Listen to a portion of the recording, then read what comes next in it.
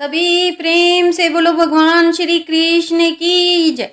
आप सभी का हमारे YouTube चैनल त्योहार गाइड पर स्वागत है। इस वीडियो में आज हम सब अन्नकूट गोवर्धन पूजा की कथा श्रवण करेंगे। कार्तिक मास शुक्ल पक्ष की प्रतिपदा तिथि के दिन गोवर्धन पूजन किया जाता है। इस दिन विशेष प्रकार से गोवर्धन की आकृति बना कर इनका पूजन किया जाता है। साथ ही भगवान श्री कृष्ण का माता लक्ष्मी का पूजन किया जाता है, गौ माता का पूजन किया जाता है और अनेक प्रकार के व्यंजनों से अन्नकूट का भोग लगाया जाता है। इससे भगवान श्री कृष्ण की विशेष कृपा प्राप्त होती है। व्यक्ति के सभी प्रकार के दुख और कष्ट दूर होते हैं तथा सुख और समृद्धि का आशीर्वाद प्राप्त होता है। तो आइए सुनते हैं अन्नकूट गोवर्धन पूजा की कथा। तो बोलिए प्रेम से भगवान श्री कृष्ण की जय, गोवर्धन महाराज की जय, माता लक्ष्मी की जय, गौ माता की जय, सर्व देवी देवताओं की जय। कथा के अनुसार एक बार महर्षि ने ऋषियों से कहा कि कार्तिक शुक्ल प्रतिपदा को गोवर्धन व अन्नकूट की पूजा करनी चाहिए। तब ऋषियों ने महर्षि से पूछा कि अन्नकूट क्या है, गोवर्धन कौन है, इनकी पूजा क्यों तथा कैसे करनी चाहिए, इसका क्या फल होता है, इन सब का विधान विस्तार से कहकर हमें कृतार्थ करे। महर्षि बोले, एक समय की बात है, भगवान श्री कृष्ण अपने सखा और गोप ग्वालों के साथ गौएं चराते हुए गोवर्धन पर्वत की तराई में पहुंचे। वहां पहुंचकर उन्होंने देखा कि हजारों गोपियां 56 प्रकार के भोजन रखकर बड़े उत्साह से नाच गा कर उत्सव मना रही थी। पूरे व्रज में तरह तरह के मिष्ठान तथा पकवान बनाए जा रहे थे। श्री कृष्ण ने इस उत्सव का प्रयोजन पूछा तो गोपियां बोली कि आज तो घर घर में यह उत्सव हो रहा है, क्योंकि आज वृत्तासुर को मारने वाले मेघ देवता देवराज इंद्र का पूजन होगा। यदि वे प्रसन्न हो जाए तो व्रज में वर्षा होती है, अन्न पैदा होता है, व्रजवासियों का भरण पोषण होता है, गायों को चारा मिलता है तथा जीविकोपार्जन की समस्या हल हो जाती है। यह सुनकर भगवान श्री कृष्ण ने कहा कि यदि देवता प्रत्यक्ष आकर भोग लगाए तब तो तुम्हें यह उत्सव व पूजा जरूर करनी चाहिए। यह सुनकर गोपियों ने कहा कि कोटि कोटि देवताओं के राजा देवराज इंद्र की इस प्रकार निंदा नहीं करनी चाहिए। यह तो इंद्रोज नामक यज्ञ है, इसी के प्रभाव से अतिवृष्टि तथा अनावृष्टि होती है। श्री कृष्ण बोले, इंद्र में क्या शक्ति है जो पानी बरसाकर हमारी सहायता करेगा, उससे अधिक शक्तिशाली तो हमारा यह गोवर्धन पर्वत है, इसी के कारण वर्षा होती है। अतः हमें इंद्र से भी बलवान गोवर्धन की पूजा करनी चाहिए।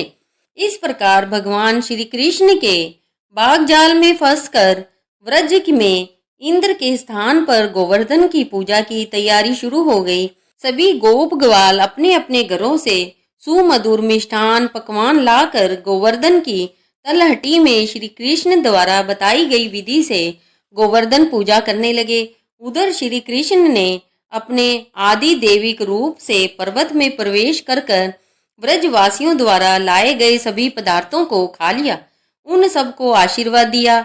सभी व्रजवासी अपने यज्ञ को सफल बनाकर बड़े प्रसन्न हुए। तभी नारद मुनि इंद्रोज यज्ञ देखने की इच्छा से वहां आए।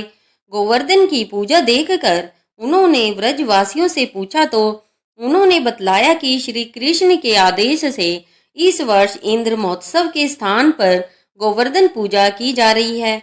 यह सुनते ही नारद मुनि उल्टे पांव इंद्रलोक पहुंचे तथा उदास तथा खीन होकर बोले कि हे राजन, तुम महलों में सुख की नींद सो रहे हो। उधर गोकुल के निवासी गोपों ने इंद्र रोज यज्ञ बंद कर आपसे बलवान गोवर्धन की पूजा शुरू कर दी है।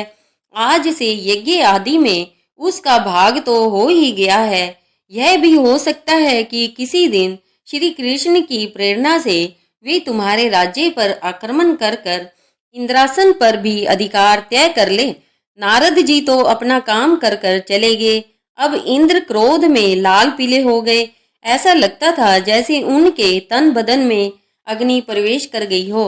इंद्र ने इसमें अपनी मानहानि समझकर अधीर होकर मेघों को आज्ञा दी, गोकुल में जाकर प्रलयकारी मूसलाधार वर्षा से पूरा गोकुल तहस नहस कर दो और वहां प्रलय का सादृश्य उत्पन्न कर दो। पर्वताकार प्रलयकारी मेघ ब्रज भूमि पर जाकर मूसलाधार वर्षा करने लगे। कुछ ही पलों में ऐसा दृश्य उत्पन्न हो गया कि सभी बाल ग्वाल भयभीत हो उठे। भयानक वर्षा देखकर व्रज मंडल घबरा गया। सभी ब्रजवासी श्री कृष्ण की शरण में जाकर बोले कि भगवान इंद्र हमारी नगरी को डुबोना चाहता है, आप हमारी रक्षा कीजिए। गोप गोपियों की करुण पुकार सुनकर भगवान श्री कृष्ण बोले, तुम सब गौओं सहित गोवर्धन पर्वत की शरण में चलो, वही सबकी रक्षा करेंगे। कुछ ही देर में सभी गोप ग्वाल पशुधन सहित गोवर्धन की तलहटी में पहुंच गए। तब श्री कृष्ण ने गोवर्धन को अपनी कनिष्ठिका उंगली पर उठाकर छाता सा तान दिया और सभी गोप ग्वाल अपने पशुओं सहित उसके नीचे आ गए। 7 दिन तक गोप गोपिकाओं ने उसी की छाया में रहकर अतिवृष्टि से अपना बचाव किया। सुदर्शन चक्र के प्रभाव से ब्रजवासियों पर एक बूंद भी जल नहीं पड़ा। इससे इंद्र को बड़ा आश्चर्य हुआ। यह चमत्कार देखकर और ब्रह्मा जी द्वारा श्री कृष्ण अवतार की बात जानकर इंद्र को अपनी भूल पर पश्चाताप हुआ। वह स्वयं वज्र को गए और भगवान श्री कृष्ण के चरणों में गिरकर अपनी मूर्खता पर क्षमा याचना करने लगे। 7वें दिन श्री कृष्ण ने गोवर्धन को नीचे रखा और व्रजवासियों से कहा, अब तुम प्रतिवर्ष गोवर्धन पूजा कर अन्नकूट का पर्व मनाया करो। तभी से यह उत्सव पर्व जो कि अन्नकूट के नाम से मनाया जाने लगा।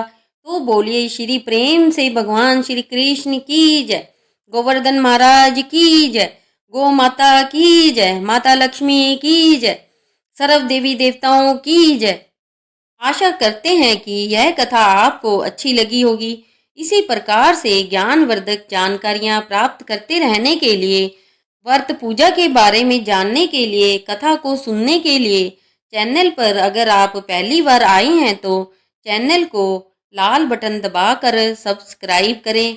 साथ में बेल आइकन घंटी को दबाएं ताकि आने वाली वीडियो का नोटिफिकेशन आपको समय से मिलता रहे। वीडियो को लाइक करें, शेयर करें। सुखी रहे और स्वस्थ रहे। जय श्री राधा कृष्ण। इस वीडियो को अंत तक देखने के लिए आप सभी का धन्यवाद।